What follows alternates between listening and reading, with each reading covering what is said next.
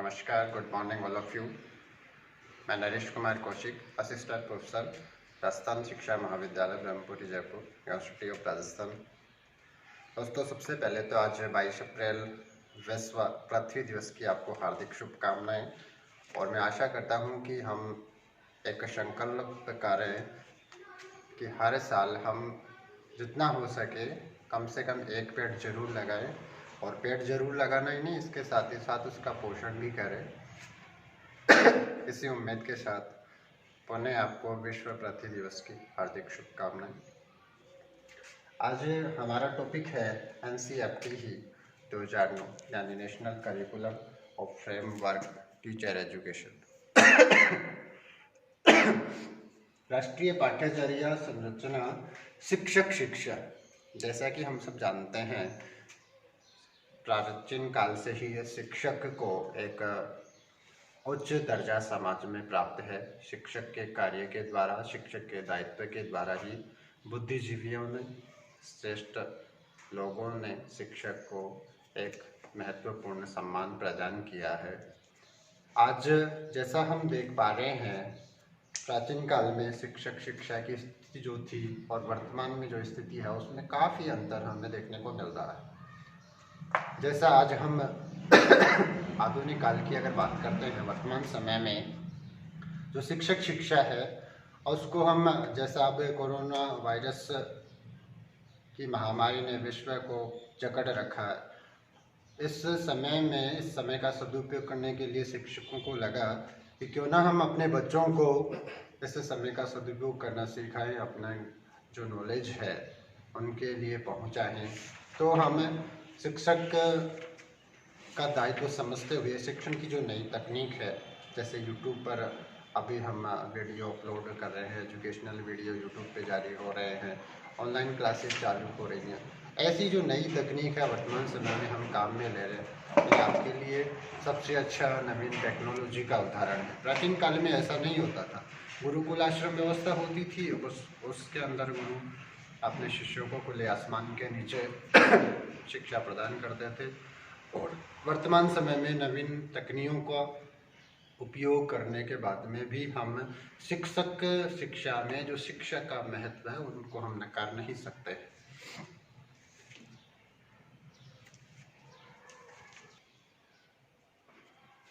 दोस्तों, जैसा हम जानते हैं, शिक्षक शिक्षा एवं शिक्षा को बेहतर एवं प्रभावशाली बनाने के लिए सेवारत शिक्षक की प्रशिक्षण व्यवस्था, शिक्षक शिक्षा में रिसर्च की आवश्यकता और शिक्षक शिक्षा के लिए नवीन विद्यालयों की मान्यता, शिक्षण शिक्षा में नवाचार का प्रयोग और उनके शिक्षण प्रशिक्षण संबंधी व्यवस्था होती है। इसी क्रम में हम देखें तो शिक्षा के सार्वभौमिकरण एवं विद्यार्थी साक्षरता स्तर को ऊंचा करने हेतु शिक्षा का अधिकार, जैसा हमने पिछले वीडियो में पढ़ा था, शिक्षा का अधिकार अधिनियम 2009 जो अनिवार्य निःशुल्क शिक्षा की व्यवस्था करता है, इसने शिक्षक के उत्तरदायित्व एवं कार्यों में वृद्धि की।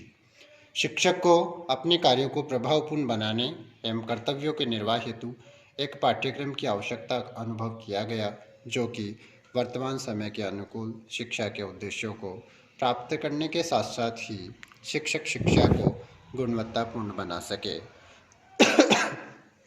नवाचार एवं नवीन विचारों के प्रयोग हेतु शिक्षक शिक्षा 2009, जैसा कि हम देख रहे हैं, राष्ट्रीय पाठ्यचर्या संरक्षण शिक्षक शिक्षा का प्रस्तुतिकरण हुआ, जिसमें शिक्षक शिक्षा संबंधी पूर्णतः नवीन विचारों का प्रयोग हुआ है। आगे हम शिक्षक शिक्षा के साथ साथ NCERT 2009 है, उसके उद्देश्य एवं उसकी आवश्यकता और महत्व के बारे में चर्चा करेंगे। अब हम बात करते हैं राष्ट्रीय पाठ्यचर्या संरचना शिक्षक शिक्षा 2009 के उद्देश्यों के बारे में। मुख्यतः NCERT 2009 को दो प्रमुख उद्देश्यों के रूप में बांटा गया है। एक तो है प्रत्यक्ष उद्देश्य और दूसरा है अप्रत्यक्ष उद्देश्य। प्रत्यक्ष उद्देश्य वे होते हैं जो हमें डायरेक्टली प्रभावित करते हैं, और अप्रत्यक्ष उद्देश्य डायरेक्टली प्रभावित ना करके किसी न किसी रूप में हमें अवश्य रूप से प्रभावित करते हैं, वे अप्रत्यक्ष उद्देश्य के रूप में कहलाते हैं। अब हम जो प्रत्यक्ष उद्देश्य हैं उनकी बात करते हैं। प्रथम जो प्रत्यक्ष उद्देश्य है वह है शिक्षक शिक्षा हेतु पाठ्यचर्या का निर्माण करना। यानी एनसीईआरटी 2009 है, उसका प्रमुख उद्देश्य है शिक्षक शिक्षा हेतु पाठ्यचर्या का निर्माण करना है। बिना पाठ्यचर्या के कोई भी उद्देश्य है हमारा पूरा नहीं हो सकता, उसके लिए किसी न किसी करिकुलम की हमें आवश्यकता पड़ती है। और निश्चित रूप से अगर करिकुलम हमारा डिसाइड हो जाएगा तब उस उद्देश्य को प्राप्त करने में सुलभता रहेगी। दूसरा हम बात करते हैं, दूसरा उद्देश्य एनसीईआरटी 2009 के अनुसार शिक्षक शिक्षा उचित समयावधि का निर्धारण करती है। अब उचित समयावधि के अंतर्गत हम बात करें तो उचित समयावधि में दो प्रकार के कोर्स हैं, बीएड कोर्स है और डीएलएड कोर्स है, यानी डिग्री कोर्सेज हैं। उनके लिए 2 साल का वर्तमान में है और पहले इसका 1 वर्ष का कोर्स होता था, उसके लिए जो योग्यता है वो स्नातक होती थी। और डिप्लोमा जो कोर्सेज हैं उनकी एनसीईआरटी 2009 के अनुसार 2 साल का होता है और उसका जो योग्यता है वो 12वीं क्लास होती है। इसी तरीके से हम बात करें तीसरा उद्देश्य के बारे में तो व्यावसायिक वृद्धि की उपलब्धता, यानी शिक्षक शिक्षा में शिक्षक की जो व्यावसायिक उपलब्धि है उसमें वृद्धि होनी चाहिए। यानी टीचर्स जो ट्रेनर हैं, नए वर्तमान में जो बच्चे बीएड कर रहे हैं उन प्रशिक्षणार्थियों में आज हम देखते हैं राष्ट्र निर्माता एक शिक्षक को माना जाता है। एक आदर्श शिक्षक के रूप में हर जो प्रशिक्षणार्थी है वो चाहता है कि मैं एक आदर्श शिक्षक के रूप में अपनी भूमिका का निर्वहन करूं। तो शिक्षक शिक्षा ये प्रयास करती है कि हर शिक्षक एक आदर्श रूप में विकसित हो सके, उसके लिए उसकी जो स्किल्स हैं उनको किस प्रकार से डेवलप किया जाए, ऐसा प्रयास शिक्षक शिक्षा का रहता है। अगला उद्देश्य अगर बात करते हैं तो आता है शिक्षक शिक्षा में शिक्षक की योग्यता एवं गुणों का विकास करना। अर्थात शिक्षक शिक्षा के अंदर जो शिक्षा का प्रस्तुतिकरण की योग्यता है, शिक्षण अधिगम का वातावरण है, छात्रों की मनस्थिति है, ऐसा उनको समझने की जो योग्यता है, ऐसे जो गुण हैं ताकि छात्र एक अच्छे टीचर से क्या चाह रहे हैं। हम क्लास में एंटर कर जाते हैं, क्लास में एंटर करने के बाद में कई बार स्थिति ऐसी होती है कि बच्चे आपस में बात करते रहते हैं और शिक्षक अपना अध्यापन कार्य करवाता रहता है, लेकिन वह प्रभावशाली नहीं हो पाता। कारण क्या है कि एक शिक्षक के अंदर वह योग्यता या उस गुण का अभाव है जो छात्रों की मनस्थिति को समझ नहीं पा रहा है। अगर उसने छात्रों की मनस्थिति को समझा कि बच्चों को किस प्रकार का लेवल चाहिए, क्या मैं उस लेवल से ऊपर जा रहा हूँ जो बच्चों को समझने में उससे कठिनाई महसूस हो रही है, या फिर क्या मैं उन बच्चों की जो मानसिक योग्यता है उससे कहीं नीचे वाले स्तर पे मैं बढ़ाने को जा रहा हूँ ताकि बच्चों को ये लग रहा है कि ये तो बहुत सिंपल सा नहीं चाहता है। इन सभी बातों में से शिक्षक को यह ध्यान रखना आवश्यक है कि बच्चों की मनोस्थिति क्या है। अगर शिक्षक को ऐसी उन बच्चों के मनोवैज्ञानिक गुणों के बारे में, मनोस्थिति के बारे में पता होगा तो निश्चित रूप से वह उन बच्चों को टैकल कर पाएगा। इसलिए शिक्षक शिक्षा का जो एनसीईआरटी 2009 है उसके अनुसार ये उद्देश्य भी है कि योग्यता एवं गुणों का वह विकास करती है।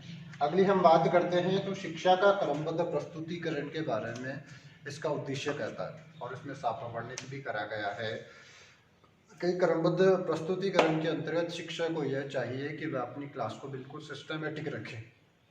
सिस्टमेटिक से मतलब मेरा तात्पर्य यह है कि सबसे पहले तो शिक्षा का आधार क्या है उसके बारे में बच्चों को बताए, उसके बाद में हमारा शिक्षण शास्त्र क्या है, यानी हम कौन सी विधि उसमें प्रयोग कर रहे हैं, कौन सा मेथड उसमें यूज कर रहे हैं, और अंत के अंदर जो पाठ्यक्रम हमारा है उस पाठ्यक्रम के अकॉर्डिंग ही हमें क्लास में शिक्षण कार्य करवाना चाहिए।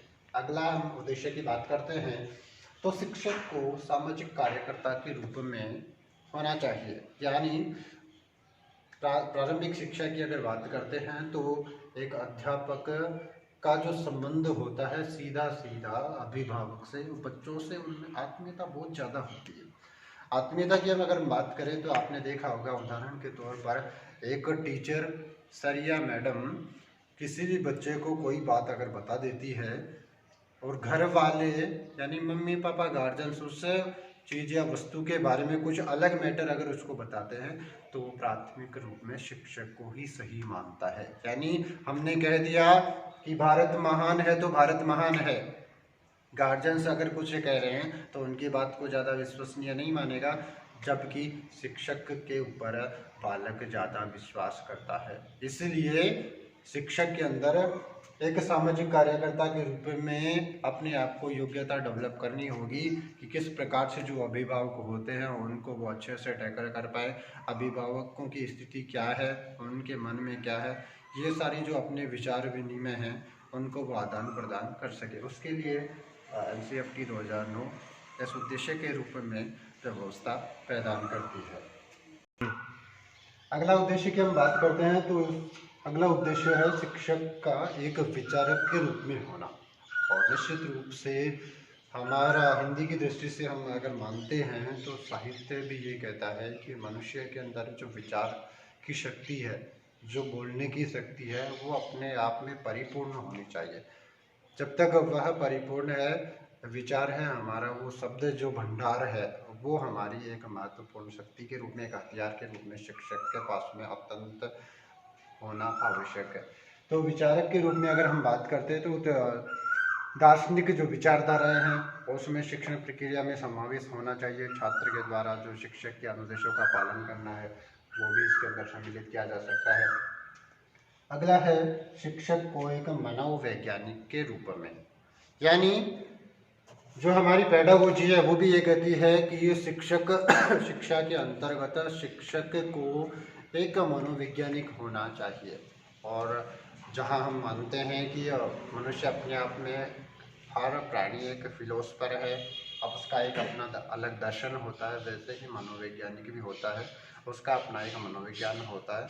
उसके लिए अगर हम बात करते हैं तो छात्रों की जो रुचि है क्लास में, उसको कैसा माहौल चाहिए, क्या पढ़ने के लिए चाहिए, क्या हम जो पढ़ा रहे हैं वो उसके समझ में आ रहा है कि नहीं आ रहा है, क्या उसकी इच्छा के अनुरूप हम हमारा शिक्षण कार्य करवा रहे हैं या नहीं करवा रहे हैं, इन सभी बातों को हम देखें तो एक मनोविज्ञान के अनुसार जो छात्र होता है, छात्र का जो मन स्तर है, उसकी जो मानसिक आयु है, उसका हमें पता होना चाहिए। यानी क्लास के अंदर 3 स्तर के बालक होते हैं, उच्च स्तर का होता है, मीडियम स्तर का होता है, वो लोग क्लास के बालक होते हैं। यानी हमें उन बच्चों को सभी को समाविष्ट करते हुए अपनी जो शिक्षण विधियां हैं उन शिक्षण विधि का इस प्रकार से प्रयोग करना चाहिए ताकि हायर लेवल के जो बच्चे हैं वो भी उसको अच्छे से इंटरेस्ट के लेकर के उसको पढ़ सके, मीडियम लेवल के भी बच्चे और जो लोअर लेवल के बच्चे होते हैं वो भी उसको रुचि के साथ में पढ़ सके। यानी एक मनोवैज्ञानिक के रूप में ज़्यादा आवश्यकता शिक्षक की इस समय बनती है। तो यह व्यवस्था भी NCERT 2009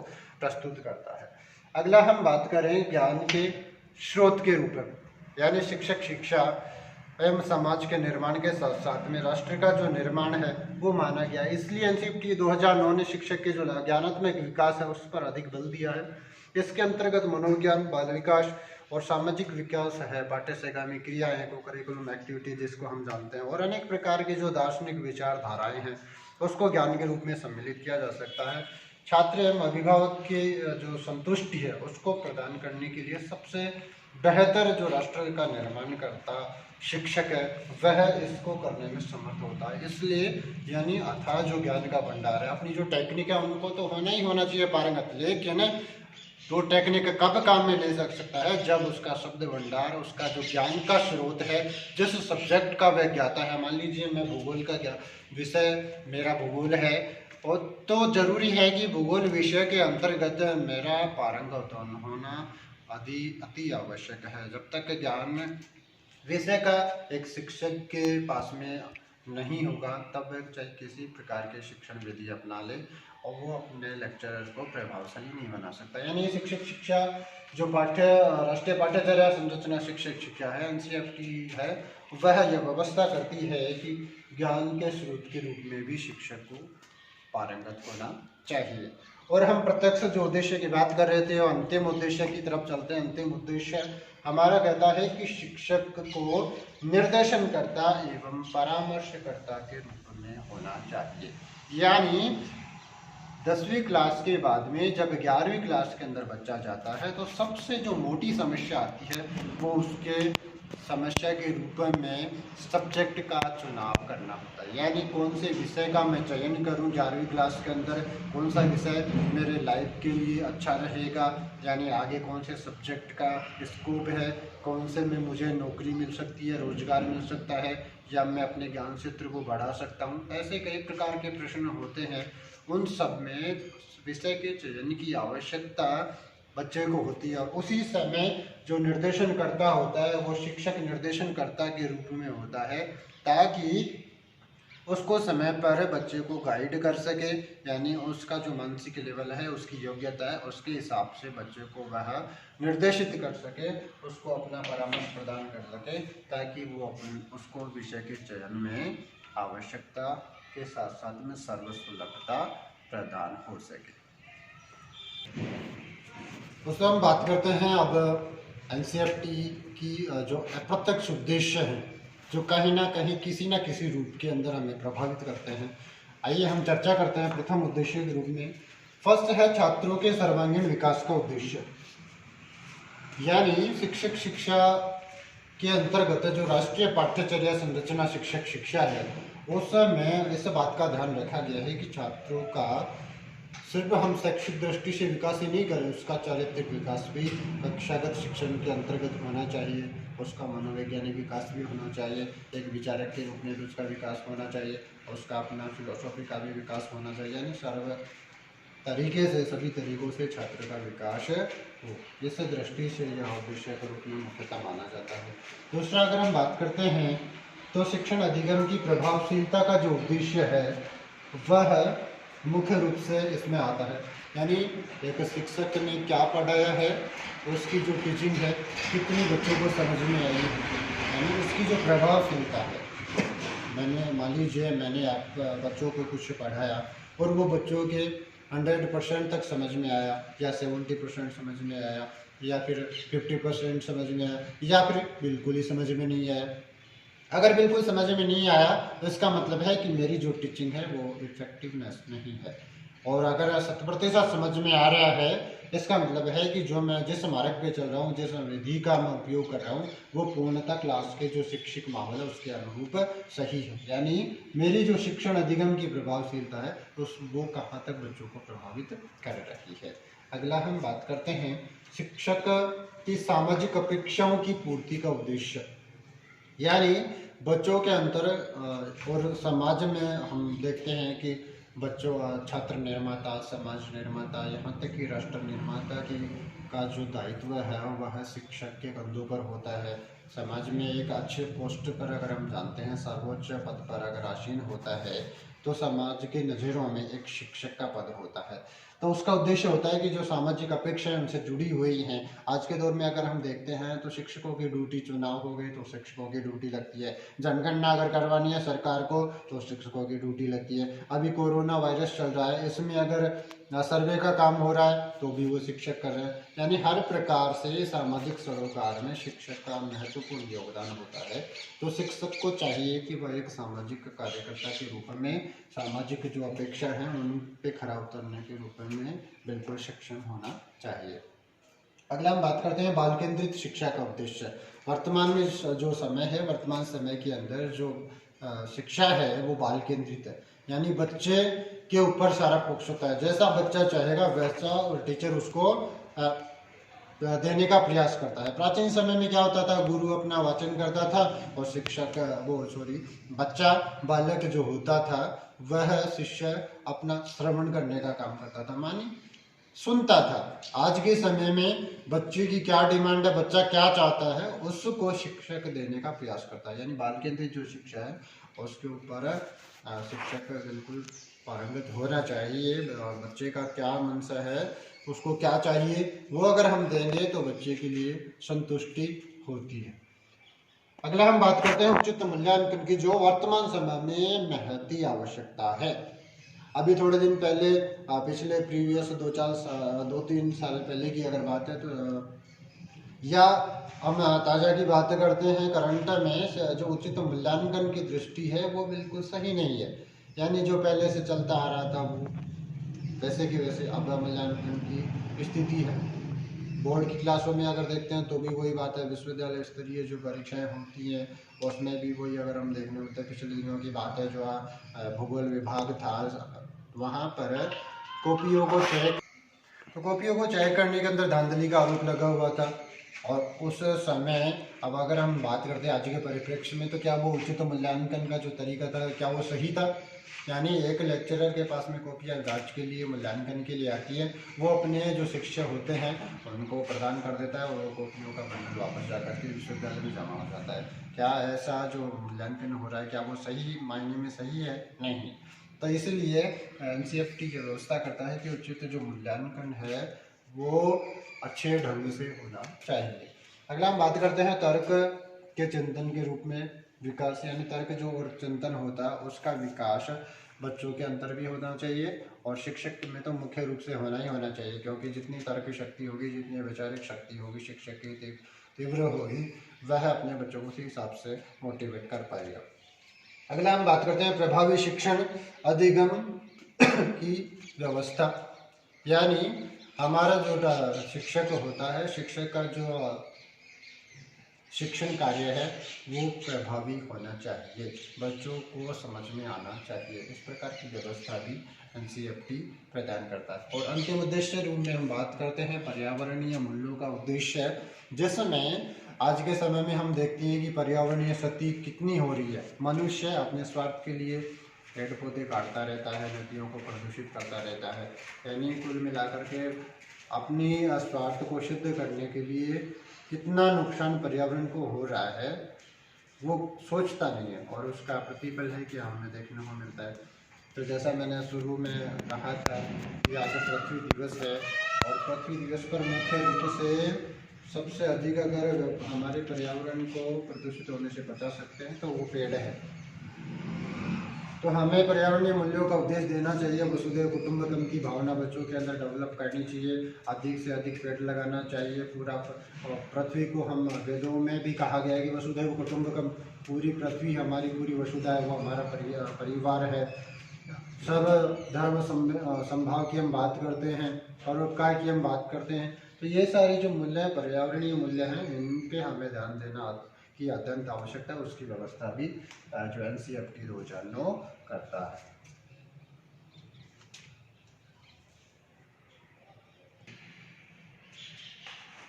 दोस्तों अब हम बात करते हैं शिक्षक शिक्षा के अंदर एनसीईआरटी के अंदर उस एनसीईआरटी का आवश्यकता और महत्व के बारे में। तो मुख्य रूप से आज के जो समाज है उसमें एनसीईआरटी की बहुत अधिक आवश्यकता है। उसी आवश्यकता को मद्देनजर रखते हुए हम बात करते हैं। सबसे पहले महत्व और आवश्यकता है कि शिक्षा की सार्वभौमिकता, यानी शिक्षक शिक्षा के अंदर शिक्षक की जो द्वारा प्रदत्त की गई शिक्षा है उसकी सार्वभौमिकता अति आवश्यक है। यानी मुख्य रूप से सर्वसुलभ शिक्षा हो सके, उसके लिए शिक्षक शिक्षा में इसको जोड़ा गया है। अगला हम बात करते हैं परिवर्तित समाज के लिए। वर्तमान जो समय है, वर्तमान समय के अंतर्गत परिवर्तनशील समाज है, दिनों दिन परिवर्तन समाज के अंदर होता जा रहा है। उस समय समाज परिवर्तन है, उस परिवर्तित समाज के अनुसार ही शिक्षक को अपनी जो शिक्षण प्रक्रिया है उसमें बदलाव कर लेना चाहिए। वर्तमान समय में समाज की क्या आवश्यकता है उसकी पूर्ति करना शिक्षक की जिम्मेदारी होती है, और उस उद्देश्य की पूर्ति परिवर्तित समाज के लिए शिक्षा का उद्देश्य के रूप में प्रतिनिधित्व करता है। अगला है नवीन चुनौतियों के समाधान के लिए, यानी नवीन चुनौतियाँ शिक्षा के अंतर्गत, शिक्षण कार्य के अंतर्गत शिक्षक के लिए होती है कि वर्तमान समय के अंदर बच्चे को क्या चाहिए, कैसा वह शिक्षण कार्य चाह रहा है, या क्या बात उसके मन में समझ नहीं आ रही है। बहुत सारी ऐसी रूढ़िवादिताएं पुराने समय की बनी हुई है जो वर्तमान में भी घर कर रही हैं। यानी हम सामाजिक समस्याओं की अगर बात करते हैं, रूढ़िवादिताओं की बात करते हैं, तो कहीं न कहीं बच्चों को वह बाल श्रम है या फिर विधवा विवाह की बात कर रहे हैं, बाल विवाह की बात करें, तो ऐसी बहुत सारी समस्याएं, सामाजिक समस्याएं हैं, वो भी रूढ़िवादिताएं हैं, वो बच्चों में कहीं ना कहीं प्रस्तुत कर रहे हैं। बीएड की ये कोर्स की हम बात करें, बीएड कोर्स के अंदर बहुत सारे बालक जो बालिका होती है उनकी वर्तमान समय में शादी की जो समस्या है वो मुख्य रूप से आती है। अब उसके अंतर्गत बहुत सारे ऐसे हो चुके हैं, यानी वो बच्चे जो अपना वजन खुद नहीं उठा सकते और उनकी अभी शादी हो चुकी है और उस समय उम्र इतनी हो चुकी है कि वो सामाजिक दृष्टि से वह माँ बाप के लिए करना भी जरूरी है। तो ऐसी जो नवीन चुनौतियां हैं बहुत सारी होती हैं, उनके समाधान के लिए शिक्षक को भी अग्रणी रहना चाहिए। अगले हम बात करते हैं शिक्षण अधिगम प्रक्रिया की प्रभावशीलता के लिए। NCERT 2009 यह प्रस्तुत करता है कि जो शिक्षण अधिगम क्रिया है हमारी, वो कितनी प्रभावशील है। जितने ज़्यादा प्रभावशील रहेगी उतना ज़्यादा छात्र हित में, समाज हित में और राष्ट्र हित में सही रहेगा। अगला हम बात करते हैं छात्रों के अंतर्निहित जो क्षमता होती है उनका विकास करना, यानी बच्चों के अंदर मानसिक विकास करना, बच्चों के अंदर चारित्रिक विकास करना। यह प्रश्न चिन्ह शिक्षक पे हमेशा खड़ा रहता है, किस प्रकार से वो किन विधियों के द्वारा व्यवहारिक ज्ञान प्रदान करके छात्रों के अंदर जो अंतर्निहित शक्तियाँ हैं, और मुख्यतः शिक्षा का उद्देश्य भी यही होता है कि बालक के अंतर्गत अंतर्निहित जो शक्तियाँ हैं उनको बाहर निकालना, यानी उसके अंदर जो शक्तियाँ हैं उसकी उनको बाहर प्रस्फुटित करना, जो है भी उसका उद्देश्य के रूप में माना जाता है। और अंतिम हम अगर बात करते हैं तो NCERT 2009 की जो अंतिम उद्देश्य है आवश्यकता और महत्व भी है आज के वर्तमान जो समय है उसमें यह प्रासंगिक की है कि अंतर्राष्ट्रीय सद्भाव के लिए उद्देश्य, यानी वर्तमान समय में हम देखें कि पूरा जो देश है कोरोना महामारी से ग्रसित है।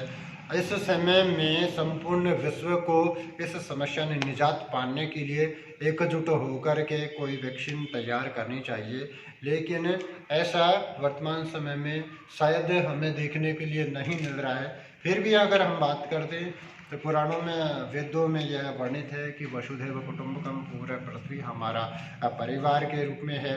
बहुत सारे सामाजिक सरोकार हम भारत में तो विशेषतः देखने को मिलते ही है, लेकिन जो NCERT है वो शिक्षक को एक राष्ट्र निर्माता की भूमिका में हम जानते हैं, समाज निर्माता की भूमिका में जानते हैं। तो जो शिक्षा है उस समय शिक्षक को एक अंतर्राष्ट्रीय सद्भाव के लिए विशेषता जाना जाता है कि वो अंतर्राष्ट्रीय सद्भाव की शिक्षा बच्चों के अंदर दे। आज के वीडियो में हम NCERT 2009 के बारे में, यानी राष्ट्रीय जो पाठ्यचर्या संरचना शिक्षा है उसके बारे में हमने अध्ययन किया। आशा है कि ये आपको सुलभता से प्राप्त होगा और समझ में भी आया होगा। इसी के साथ नमस्कार, जय हिंद, घर पर रहें, सुरक्षित रहें, धन्यवाद।